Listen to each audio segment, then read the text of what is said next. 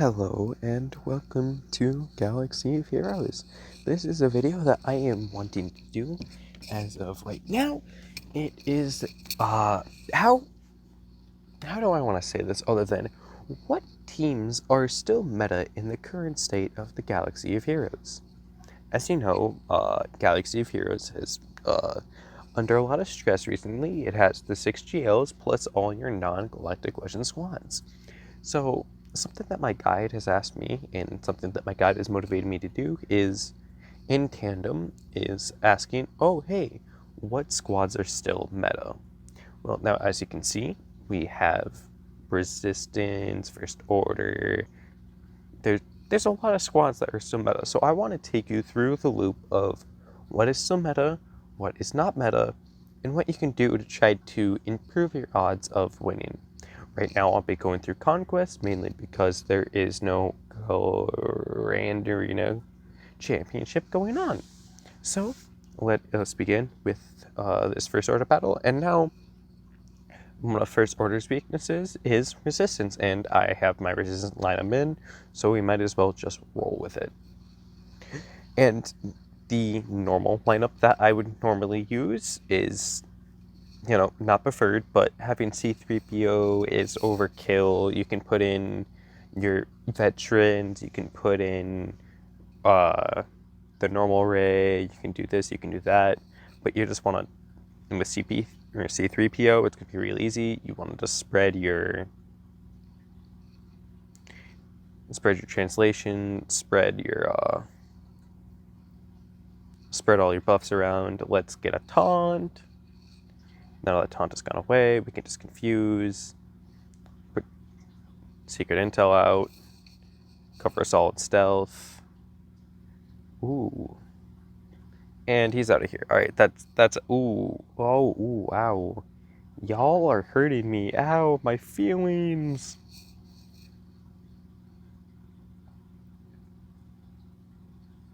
Secret intel and translation starts to stack itself based on the fact of, based on special abilities and use of special abilities. Secret intel gives potency up, makes the team all better as a whole. So we're just gonna confuse. We're just gonna keep rolling with our punches. We have translation on a bunch of people. We're just gonna keep rolling. Give GTR translation. And Resistance is, a pretty good team. Normally in this composition, you're going to want to choose someone else. You'll probably keep Finn. You could use Resistance heroes instead of C-3PO and Finn. You could do this, you could do that. But, that's one team out of the many teams we have to conquer. You know what? And it doesn't matter what team we're using that we're going against, because I want to try to show you what teams I can experiment with. Darth Revan, that's a staple in the meta. You want Darth Revan mainly because it's a good Galactic Legend loot counter. You can use it on offense and defense. People don't really suspect it. However, it is one of those teams that you're like, wait a second, what is this? And having a good Malik also helps. Mine is, and my first question that I got when when people started going for Malik was, how do you mod Malik? And we'll just take a look here really quickly. I hear tenacity get thrown around a lot, and I hear just, mod him for pure health, mod him for tenacity. And sometimes I mod him for tenacity whether I want him to be solo, so like this is his solo set, because tenacity real good. But in this realistic situation, if he's on a Darth Revan team, you want to mod him for as much tankiness as possible, because the one special thing about Darth Revan is ferocity. And we'll just look at ferocity. God, ferocity. I'm completely forgetting where to read ferocity. Oh, minus 15% defense and tenacity per stack. So you're getting less defense, which means that you're going to get more buffs on you. However, in turn, that makes you more tanky, which, like, staple team. Gas, staple team, takes down Galactic Legends, takes down Reys, takedowns, Kenobis, really good. Grievous, we'll hop into battle with Grievous because, it's Grievous, and I love Grievous. Needed for possibly one of the top 3 ships in the game. Real necessary piece. You can't really do anything without him in Fleet Arena, because if you don't have Executor, like how I don't on this account, you need to be able to use miscellaneous troops. Or you need to be able to use not only Negotiator, but also Malevolence as you push up. You can't just put it all on the Executor to do all the work, I guess is what I'm trying to say. So you need him, Relic 7, Relic 8, really good team. You put this team composition of what I have right next to him. I see people like, oh, put in Newt Gunray instead of Droideka. Well, the thing is that when you have Droideka deployed, he gets basics, which do more, he assists with his basic, which do a lot of damage. And not only that, you need those 4 troops around Grievous for gas. So it just kind of helps to use it. We have a Grandmaster Yoda team. We'll use something special. Padme, everyone knows Padme, real generally good team. If you're using gas with clones, you toss in Shock, or you toss in C-3PO, or if you have Cat, you toss in Cat. That's usually how it goes. Geos are Geos. You get them ready for Watt. They're a good defensive team. They have counters, but you can just, work around the counters. Night Sisters are one of those teams where I've heard gotten thrown around, or like, oh, they're not that good, they're a PvE team, and it's like, yeah, they are a PvE team. They're really good under their own circumstance, and that is if you can use them correctly. Oh dear. If you can use them correctly, they're going to work for you. You don't need to work for them. Anyways, Plague is fucking going around like wildfire. God damn. And see, people are like, oh, don't go for Night Sisters anymore. They're not that good. And I'm like, that is complete bullshit, because when you look at Night Sisters, you're going to realize, oh, wait a second, they are really good. And the thing is that people are like, oh, but you can only use them in PvE. And I'm like, no, you can use them in PvP too. You just need to mod them correctly, which is the mod situation in the game is something that I'll cover in a later video. But it is a really, really hard thing to do in the modern age, is have a bunch of good teams, because, you have to freaking mod them all correctly. You have to make sure that they have the correct abilities, and you make sure they have this, and you make sure you have to have that. So that's just a whole mess with Sisters. And if you have them like this, they're a great raid team for the Sith raid. If you don't have an SLKR, or if you're like, guys, having problems, go farm this team and then go farm Shock T clones. That usually works. CLS, no, nothing's needed on CLS. You throw in C-3PO you throw in the trio of Luke, Han, and Chewie. You throw in Chupak, or Chupio, or his variety of nicknames. I have him, 4 stars with the Zeta. He's a great troop. I like him. He's a good on the Rebel team. And one thing, and then JKR is JKR. You can't go wrong with JKR. I'm just doing this battle right here because some people snub on Phoenix members, and I want to show you the power of said Phoenix member. You ready? Watch this. He should be able to. He's going to call Yoda to assist. He's going to do damage, and boom, he's hitting high. He's hitting, what, 14k-ish?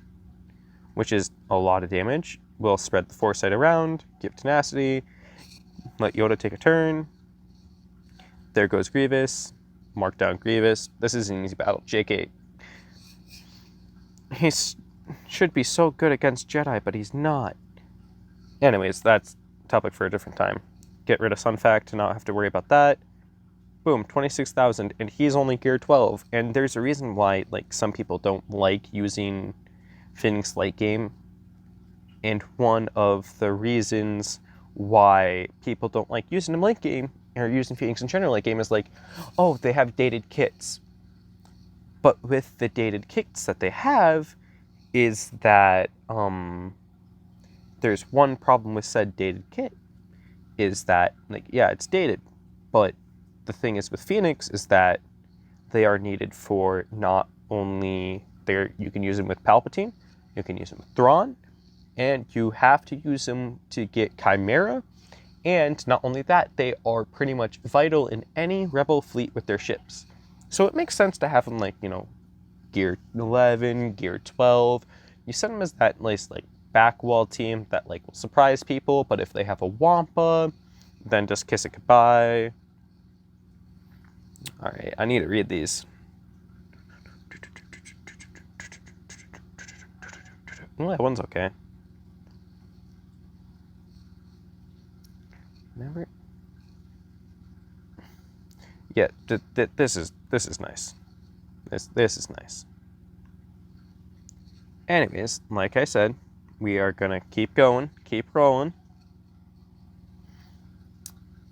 So another team, we're gonna just show you what teams are and are not good. And in my next video, you're gonna be seeing my second account, Lee King James.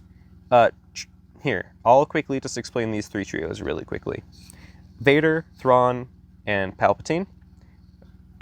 One of the greatest trios in the game, can pretty much take down any non-Galactic Legend squad if you play your cards right. You can either have Palpatine in the lead, or you can have Palpatine, Thrawn, or Vader all in the lead, and they can all three assist each other with their leads because they're all Empire, they're all Dark Side, and they're all Sith. Well, except for Thrawn. But regardless of that, really good team, solo as geos.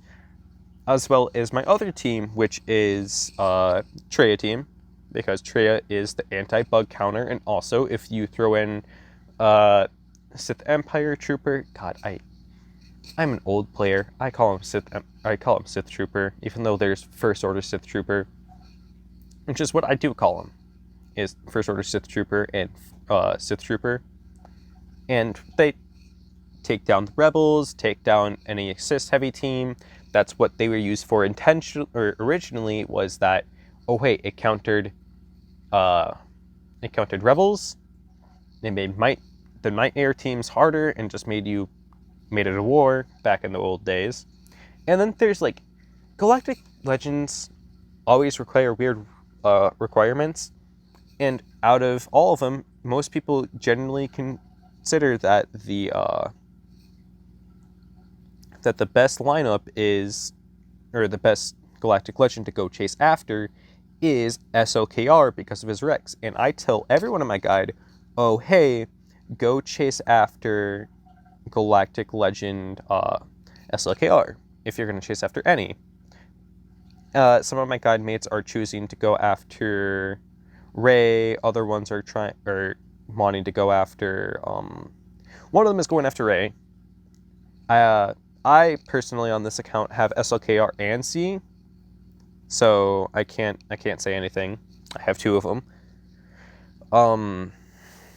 What? Well, I don't know why my mind is blinking. I'm sorry. I do a lot of things every day. But as I was saying before I get sidetracked, SLKR is usually the go-to Galactic Legend to get because of his usability in raids, such as Sith Raid, just completely soloing, and Challenge Rancor Raid. So you have that secondary team, right, of First Order people. Because, look at it. What are your guilds going to use these for? You don't have a use for them. Unless you try to split up your First Order, which, personally, I don't like doing. So, you know, you got to adapt, you got to improvise, you got to use different squads, you got to be able to maximize your roster where you can. And that First Order Imperial Trooper, or that First Order Trooper team, it's pretty good. I like Bounty Hunters. I like Embo over, like, Cad Bane, Greedo, those type of people. But I'm also weird like that, so don't mind me. Imperial Troopers, your standard, high potency, just, they're the glass cannon. If you get outran that team that's on defense, you're going to smoke them. And if you don't outrun them, then good luck. Ewoks, I don't want to get into Ewoks. Ewoks are their own separate video because of how They can be used on offense as just a complete god team on offense. This team right here is my own theory crafted team. Newt Gunray with Separatist, and Count Dooku. Count Dooku puts everyone under stealth except for Nest. Jango Fett murders everyone. It's really tough. Phoenix. I have some leftover Empire Rex. So I have them, and then as soon as I gear up a couple more Empire people, I can toss them in there. Or I can toss these ones in here as soon as I get better troopers. Yeah, it's fun. A second Resistance team is always nice. Spare Sith. And sometimes, if you don't want to use Sith Trooper in with Darth Revan, you can use Sith Marauder.